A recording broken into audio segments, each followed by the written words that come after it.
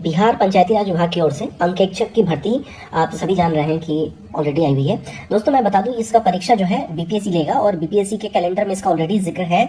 इसका एग्जामिनेशन एकदम schedule time पे आपको होगा।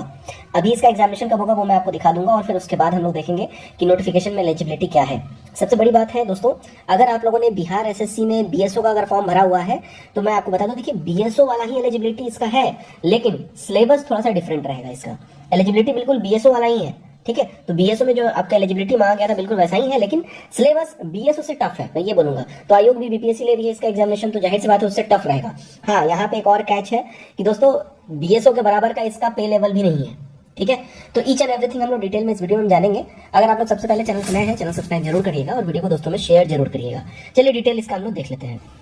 तो सबसे पहले मैं बता दूं, देखिए इसका ऑनलाइन जो है एप्लीकेशन स्टार्ट हो चुका है 5 फरवरी से, ठीक है। आज दूसरा दिन है, आपका ऑनलाइन एप्लीकेशन स्टार्ट हो चुका है और 26 फरवरी तक जो है फॉर्म भराया जाएगा। यानी कि आपको देखिए अगेन इसमें भी 20 डेज का जो है समय दिया जा रहा है, 20-21 दिन के आसपास का समय दिया रहा है। जिस तरीके से बीएसओ में आपको केवल 20 दिन का समय दिया गया था, बिल्कुल उसी तरीके से 20 से 21 दिन का समय दिया जा रहा है। समय बिल्कुल भी आपको एक्स्ट्रा नहीं मिलने वाला है, ध्यान रखिएगा। फी देखिए, आप चाहे किसी भी कैटेगरी से हो, जनरल हो, एससी हो, एसटी हो, बिहार के हो, बिहार के बाहर के हो, कोई मतलब नहीं है, सभी को 100 रुपया लगेगा, ठीक है। इस बात का ध्यान रखिए। अच्छा, एक और इंपॉर्टेंट बात है कि आप आधार कार्ड को ही एज योर आईडी चुनिएगा। अगर आधार कार्ड के अलावा कोई और आईडी चुनते हैं और वो आईडी नंबर फॉर्म में भरते हैं तो आपको बायोमेट्रिक्स फी के रूप में 200 रुपया देना पड़ेगा।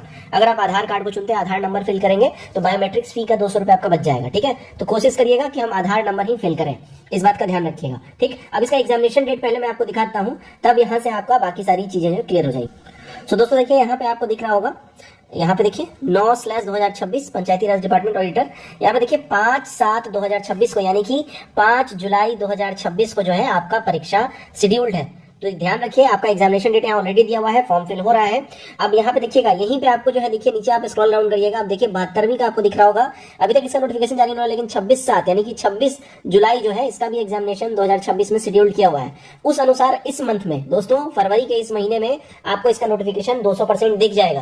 तैयारी नहीं कर रहे हैं, तैयारी करिए, और तैयारी अगर आप लोग कर रहे हैं तो बीपीएससी की ओर से ये भर्ती आपकी ली जाएगी। विज्ञापन संख्या 9/2025 पंचायती राज विभाग बिहार के अंतर्गत अंकेक्षक यानी कि ऑडिटर बिहार पंचायत अंकेक्षण सेवा के अंतर्गत 28 + 74 दोस्तों, यानी कि कुल मिला के जो पदों की संख्या हो जाती है वो 101 यहाँ पे पदों की संख्या हो जाती है। उसके लिए नियुक्तियां मांगी जा रही है। अब यहाँ देखिए कुल 28 पद कोटिवार विवरण यहाँ पे दिया जा रहा है, ठीक है। तो 28 पद का यहाँ पे पहले दिया जा रहा है और उसके बाद फिर 74 पद का यहाँ पे दिया जा रहा है। तो 28 + 74 101 हो जाता है कुल मिला के, ठीक है। इसमें जनरल एससी एसटी सबके लिए सीट है, आप ऊपर भी देख लीजिए, प्रॉपर जनरल एससी एसटी सबके लिए सीट यहाँ पे दिया हुआ है, ठीक।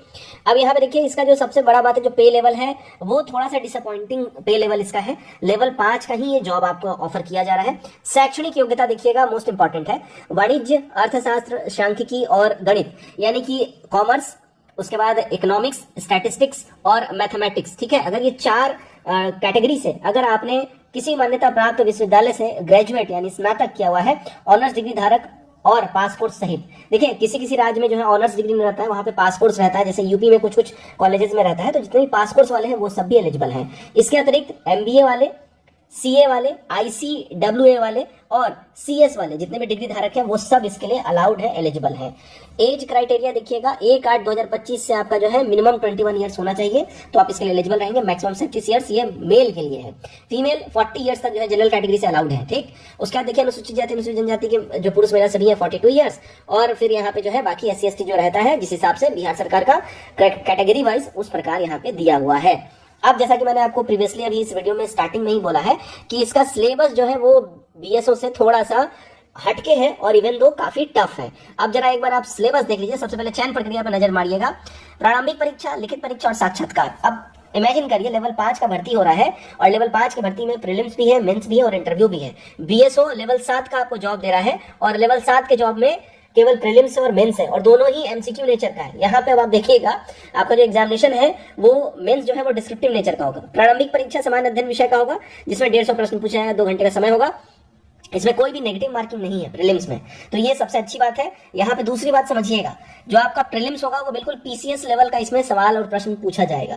अब मेंस पे आ जाइए। जो लिखित आपका मेंस का जो एग्जामिनेशन होगा उसमें देखिए 2 पत्र आपसे पूछा जाएगा, तो कुल मिला के देखिए 4 पत्र हो जाएगा। पहला तो देखिए समान हिंदी होगा, तो समान हिंदी ये क्वालिफाइंग रहता है, ठीक है। अब यहाँ पे देखिएगा समान अध्ययन पहला पत्र, समान अध्ययन द्वितीय पत्र, 300 अंकों का 300 अंकों का ये रहेगा। और फिर यहाँ ऑप्शनल इनमें से कोई एक विषय चुनना होगा। आप या तो इकोनॉमिक्स कॉमर्स चुनिए या इकोनॉमिक्स चुनिए, मैथ चुनिए या स्टैटिस्टिक्स चुनिए। ठीक है, तो 3 3 6 और 3 9, 900 नंबर यहाँ पे, 900 नंबर आपका ये हो गया। फिर 120 नंबर का आपका जो है वो रह जाएगा, इंटरव्यू रह जाएगा। तो 120 यहाँ जोड़ लीजिए, कुल मिला के 1020 यहाँ पे बन जाता है। तो 1020 नंबर का ओवरऑल मेंस और इंटरव्यू मिला के आपका एग्जामिनेशन होगा और 120 नंबर के ऊपर में जो है मेरिट बनेगा। जिस तरीके से पीसीएस वाला क्राइटेरिया रहता है बिल्कुल सेम एज इट इज वही क्राइटेरिया है। मुझे समझ में नहीं आ रहा लेवल 5 के लिए इतना डिफिकल्टी लेवल हार्ड करने का आयोग को क्या जरूरत था। इसमें अगर आपको समझ में आए तो मुझे जरूर बताइएगा। बाकी ओवरऑल सारा क्राइटेरिया वही है। इसके बाद आपका जो है जो मेंस में सिलेक्टेड होंगे छात्र उनको फिर इंटरव्यू के लिए बुलाया जाएगा। इंटरव्यू 120 नंबर का होगा। ठीक है, और जो मेंस में होंगे जो जितना भी सीट होगा, सीट का 2.5 गुना जो है इंटरव्यू के लिए बुलाया जाएगा। यही ओवरऑल क्राइटेरिया है।